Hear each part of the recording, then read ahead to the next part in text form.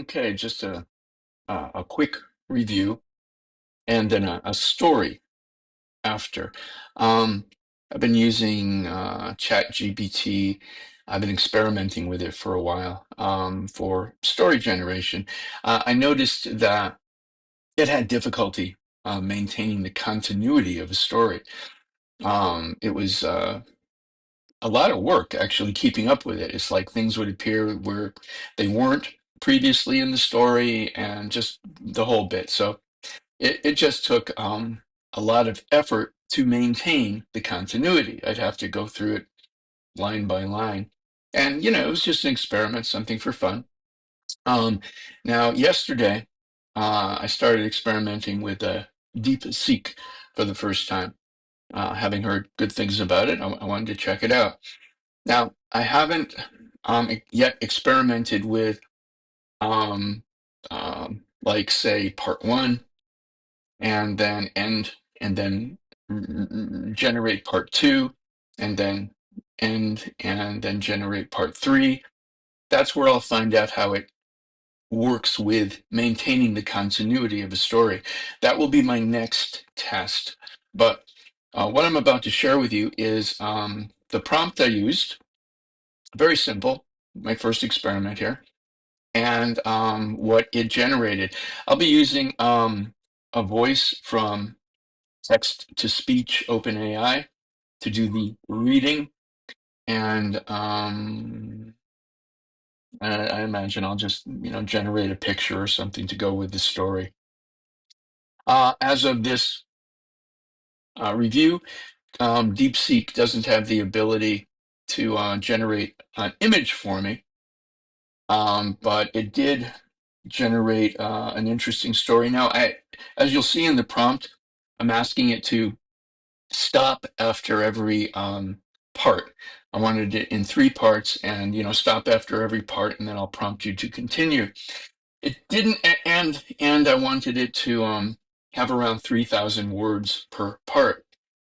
Now, it didn't actually do that. It generated all three parts in one fell swoop. And so, yeah, I'll continue my experimentation. I'll have another story for you in a couple of days if I can find the time to do it. Hopefully, I will. And please like, subscribe, and share if you found any value in this posting at all. So there we have it. Next, you'll be basically hearing the voice from text to speech OpenAI to read basically what I've just said, and then the prompt, and then the story that was generated by DeepSeek. I'm fairly excited by DeepSeek at this time, although I've just begun my experimentation. So let's see what the next story after this one has me talking about. But for now, let's check out this one. I'm calling it The Portal, and you'll see why. Thanks. Bye for now. And stay tuned. It's coming up next. In continuing my test of DeepSeek's story writing ability, I entered the following prompt yesterday on January 25th, 2025. With no more prompting than you see here, a satisfactory story was generated.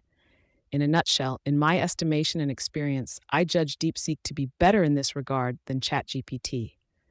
While ChatGPT has generated stories for me with no problem, its ability to maintain continuity of the story has been very spotty. I will do further testing of DeepSeek along these lines and post another story here in a few days. Stay tuned. My prompt to DeepSeek: still testing your capabilities. Please write me a science fiction story where, while meditating, a 67-year-old man accidentally gets sucked into some kind of interdimensional portal and begins an adventure beyond his wildest dreams. Please write this book in three parts and stop after every part. Please make each part approximately 3,000 words. Make it serious and romantic and adventurous and thought-provoking and even funny at times. Part 1: The Portal. The morning sun filtered through the curtains of Arthur's small, cluttered apartment, casting a warm glow on the worn-out furniture. At 67, Arthur had settled into a routine that was as predictable as the ticking of the old grandfather clock in the corner. His days were filled with quiet moments, meditation, and the occasional visit from his daughter Emily, who lived a few blocks away. But today, something extraordinary was about to happen. Arthur sat cross-legged on the floor, his eyes closed, his breathing slow and steady. He had been meditating for years, finding solace in the stillness of his mind. But today, as he delved deeper into his meditation, he felt a strange sensation, as if the air around him was shifting, vibrating with an energy he had never experienced before. Suddenly, the room seemed to tilt, and Arthur felt a powerful force pulling at him. His eyes snapped open, but instead of his familiar surroundings, he saw a swirling vortex of light and color. Before he could react, he was sucked into the vortex, his body tumbling through a kaleidoscope of sensations. When the spinning finally stopped, Arthur found himself lying on a soft, mossy ground. He blinked, trying to make sense of his surroundings. The sky above was a deep shade of purple, with two suns casting a warm, golden light. Strange, luminescent plants swayed gently in the breeze, and in the distance, he could see towering crystal structures that seemed to pulse with an inner light. Arthur stood up, his legs trembling slightly. He took a deep breath, the air sweet and fragrant. "Where am I?" he whispered, his voice barely audible. As if in response, a soft, melodic voice filled the air.